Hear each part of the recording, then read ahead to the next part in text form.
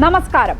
ഒരു ക്രിക്കറ്റ് ടീമിന് വേണ്ടത്ര ആളുകളാണ് ബംഗളൂരു ചിന്നസ്വാമി സ്റ്റേഡിയത്തിന് മുന്നിലുണ്ടായ അപകടത്തിൽ കൊല്ലപ്പെട്ടത്. ആ ദുരന്തത്തിന് രണ്ട് കാരണങ്ങളേയുള്ളൂ: ആസൂത്രണമില്ലായ്മയും അനാസ്ഥയും. രണ്ടിനും ഉത്തരവാദി RCB ടീമും കർണാടകയിലെ ആഭ്യന്തര വകുപ്പുമാണ്.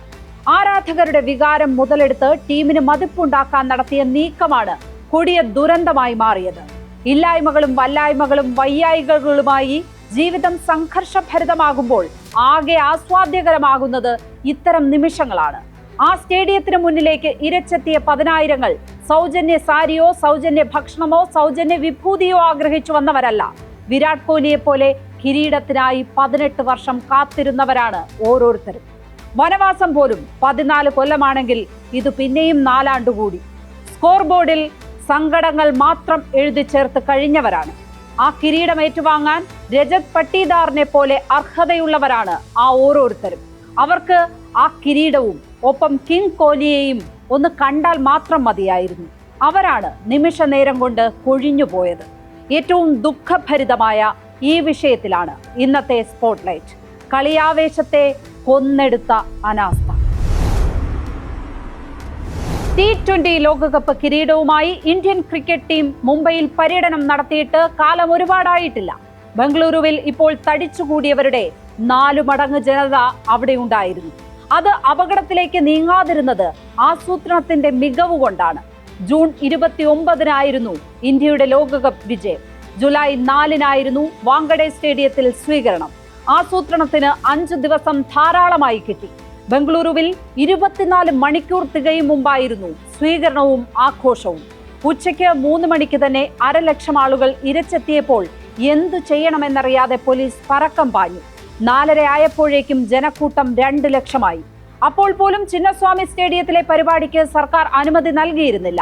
ആ സമയത്ത് വിധാൻ സൗധയിൽ മുഖ്യമന്ത്രി സിദ്ധരാമയ്യയുടെ നേതൃത്വത്തിൽ താരങ്ങളെ ആദരിക്കുകയായിരുന്നു. ഈ ചടങ്ങ് നടക്കുന്നതിനിടെയാണ് സ്റ്റേഡിയത്തിലെ പരിപാടിക്ക് അനുമതി നൽകിയതുപോലും. അരമണിക്കൂറിന് ശേഷം നടക്കേണ്ട പരിപാടിക്ക് എന്ത് മാനദണ്ഡം പരിശോധിച്ചാണ് അപ്പോൾ അനുമതി നൽകിയത്? ആ വലിയ ചോദ്യത്തിനുള്ള ഉത്തരം ലഭിച്ചേ മതിയാകൂ. അനുമതി ലഭിക്കും മുമ്പ് പരിപാടി പ്രഖ്യാപിച്ച RCB തന്നെയാണ് ആദ്യത്തെ കുറ്റക്കാർ. ഇഷ്ടക്കാരെ മുന്നിലെത്തിച്ച് മറ്റുള്ളവരെ തിക്കാനും തിരക്കാനും വിട്ട സംഘാടകരാണ് ഈ ദുരന്തം വിളിച്ചു വരുത്തിയത്. ഇന്ത്യയിലെങ്ങുമുള്ള വിരാട് കോഹ്ലിയുടെ ആരാധകർക്കും ബംഗളൂരുവിലെ റോയൽ ചലഞ്ചേഴ്സ് ആരാധകർക്കും അതിയായ ആഹ്ലാദത്തിന്റെ ദിവസമായിരുന്നു ജൂൺ 3. കേരളത്തിലെ ഫുട്ബോൾ ആരാധകർ എത്ര വൈകാരികമായാണ് കേരള ബ്ലാസ്റ്റേഴ്സിനെ കൊണ്ടു നടക്കുന്നത് എന്ന് ഇവിടെ അനുഭവമുള്ളതാണ്. എത്ര തോറ്റു കളിച്ചാലും മഞ്ഞപ്പടയെ കൊണ്ട് നിറയുന്ന കലൂർ ജവഹർലാൽ നെഹ്റു സ്റ്റേഡിയവും കാണാറുള്ളതാണ്. മോശം പ്രകടനമുള്ള കാലത്തു പോലും 1,00,000 പേർ സ്റ്റേഡിയത്തിലെത്തുന്നത് കൺമുന്നിൽ സംഭവിക്കുന്നതാണ്. അതുപോലെ 18 വർഷമായി കോഹ്ലിയുടെ ടീമിനായി തുടിക്കുന്ന ഹൃദയവുമായി സഞ്ചരിക്കുന്നവർ ബംഗളൂരുകാർ മാത്രമല്ല. മലയാളികളും തെലുങ്കരും മറാത്തകളും ഡൽഹിക്കാരുമെല്ലാം ഉണ്ട്. കോഹ്ലി മാത്രമല്ല, എബ്രഹാം ഡി വില്ലിയേഴ്സും ക്രിസ് ഗെയിലുമൊക്കെ ഇന്ത്യയിലെ ആരാധകരുമായി കൂടുതൽ അടുത്തത് ബംഗളൂരുവിനായി കളിച്ചപ്പോഴാണ്. ഇങ്ങ് കേരളത്തിൽ പോലും എത്ര ആരാധകരാണ് കോഹ്ലിക്കും ബംഗളൂരു പടയ്ക്കുമുള്ളത്.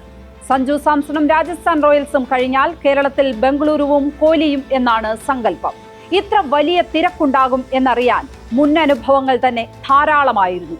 കിരീടം ഇല്ലാത്തപ്പോൾ പോലും വിരാട് കോഹ്ലി വരുന്നെന്ന് കേട്ടാൽ ഇന്ത്യയിലെ ഏതു കോണിലും 2 ലക്ഷം പേർ തടിച്ചുകൂടും.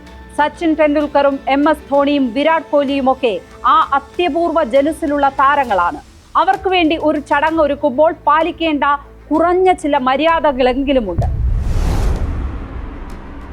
ഉത്തർപ്രദേശിൽ BJP നേതാവ് ലാൽജി ടണ്ടന്റെ പിറന്നാളിന് സൗജന്യമായി സാരി വിതരണം ചെയ്തപ്പോഴുണ്ടായ അപകടം രാജ്യം കണ്ടതാണ്. 24 സ്ത്രീകളാണ് ആ തിക്കിലും തിരക്കിലും കൊല്ലപ്പെട്ടത്. അത് രാജ്യത്തെ ദാരിദ്ര്യവും കഷ്ടപ്പാടും ചൂഷണം ചെയ്യുന്ന പരിപാടിയായിരുന്നു. ഇങ്ങനെ സൗജന്യ അരി വിതരണത്തിനും അന്നദാനത്തിനുമെല്ലാം വലിയ തിരക്കുണ്ടാവുകയും നിരവധി അപകടങ്ങൾ ഉണ്ടാവുകയും ചെയ്തിട്ടുണ്ട്. ഇതിനപ്പുറം നവരാത്രി പോലുള്ള ആഘോഷങ്ങൾക്കും കുംഭമേളകൾക്കും നിരവധി അപകടങ്ങൾ ഉണ്ടായിട്ടുണ്ട്. ശബരിമലയിലെ മകരവിളക്കിനും അത് സംഭവിച്ചിട്ടുണ്ട്. അതൊക്കെ വിശ്വാസത്തിനൊപ്പം വൈകാരികമായി കൂടി ആളുകൾ സംഘടിക്കുമ്പോൾ ഉണ്ടാകുന്നതാണ്. അങ്ങനെയുള്ള ആൾക്കൂട്ടത്തെ നിയന്ത്രിക്കേണ്ട ഉത്തരവാദിത്തം പോലീസിനും സംഘാടകർക്കുമാണ്. മാനുവലിൽ എഴുതി വച്ചിരിക്കുന്ന ചിട്ടകൾ പാലിക്കുന്നവരല്ല ഒരാൾക്കൂട്ടവും. ഏറ്റവും മുന്നിൽ നിൽക്കുന്നവർക്ക് മുതൽ പിന്നിൽ നിൽക്കുന്നവർക്ക് വരെ ഒരാഗ്രഹമേ ഉള്ളൂ: കിരീടവുമായി നിൽക്കുന്ന കോഹ്ലിയെ അടുത്തു കാണുക. ഇനി വരുന്ന പതിറ്റാണ്ടുകളിലും പറഞ്ഞാവേശം കൊള്ളാനുള്ള കാഴ്ചയാണത്. റോയൽ ചലഞ്ചേഴ്സ് ടീം ആദ്യം ആവശ്യപ്പെട്ടത് തുറന്ന ബസ്സിൽ താരങ്ങളുമായി പര്യടനം നടത്താനുള്ള അനുമതിയായിരുന്നു. അത് സർക്കാർ നൽകിയില്ല. പിന്നീടാണ് സ്റ്റേഡിയത്തിലെ സ്വീകരണം ഒരുക്കുന്നത്. ഈ സ്വീകരണത്തിന് അനുമതി നൽകിയത് കടുത്ത സമ്മർദ്ദത്തെ തുടർന്നാകും എന്ന കാര്യത്തിൽ ഒരു തർക്കവുമില്ല. അപ്പോഴും സർക്കാർ ആദ്യം മുൻഗണന കൊടുക്കേണ്ടത് പാവങ്ങളുടെ ജീവനായിരുന്നു. അപകടമാകും എന്നറിഞ്ഞാൽ അങ്ങനെ ഒരു ചടങ്ങ് നടത്താൻ അനുവദിക്കാമോ? ആ സംശയം കൊണ്ടല്ലേ അതുവരെ അനുമതി നൽകാതിരുന്നത്. കേരളത്തിലൊക്കെ വേടൻ എന്ന പേര് സാമാന്യ ജനം കേൾക്കുന്നത് ഇപ്പോഴായിരിക്കും. പക്ഷേ അതിനും എത്രയോ മുമ്പ് തന്നെ വേടന്റെ ഒരു പരിപാടി കാണാനായി തിക്കിത്തിരക്കി ആയിരങ്ങൾ എത്തുന്നുണ്ടായിരുന്നു. നമ്മുടെ ഈ സമൂഹത്തിൽ തന്നെ അങ്ങനെ ആൾക്കൂട്ടങ്ങളെ സൃഷ്ടിക്കാൻ കഴിയുന്ന നിരവധി ധാരകളുണ്ട്. 10,000 വരുമ്പോൾ അവരെ കൂടി തിക്കിത്തിരക്കാൻ അനുവദിക്കുകയല്ല വേണ്ടത്, പരിപാടി റദ്ദാക്കുകയാണ് ചെയ്യേണ്ടത്. കേരളത്തിൽ തന്നെ സമീപകാലത്ത് ഇങ്ങനെ എത്ര പരിപാടികൾ റദ്ദാക്കിയിരിക്കുന്നു. അതിനു കാരണം നമുക്കുള്ള ദുരനുഭവങ്ങളാണ്. കൊച്ചി സർവകലാശാലയിലെ സംഗീത നിശയ്ക്കുണ്ടായ അപകടമാണ് ഇവിടെ നടപടികൾ കർശനമാക്കാൻ കാരണം. അന്ന് പോലീസിന്റെ അനുമതിയില്ലാതെ പരിപാടി നടത്തിയ സംഘാടകർക്ക് തന്നെയായിരുന്നു വീഴ്ച. ബംഗളൂരുവിൽ അവസാന നിമിഷം സംഘടിപ്പിച്ചെടുത്തതാണ് അനുമതി. അതുതന്നെയാണ് ഇതിലെ ക്രിമിനൽ കുറ്റവും. ഇത്തരം അക്ഷന്തവ്യമായ തെറ്റുകൾക്ക് വിചാരണയും ശിക്ഷയും ഉണ്ടാവുക തന്നെ വേണം.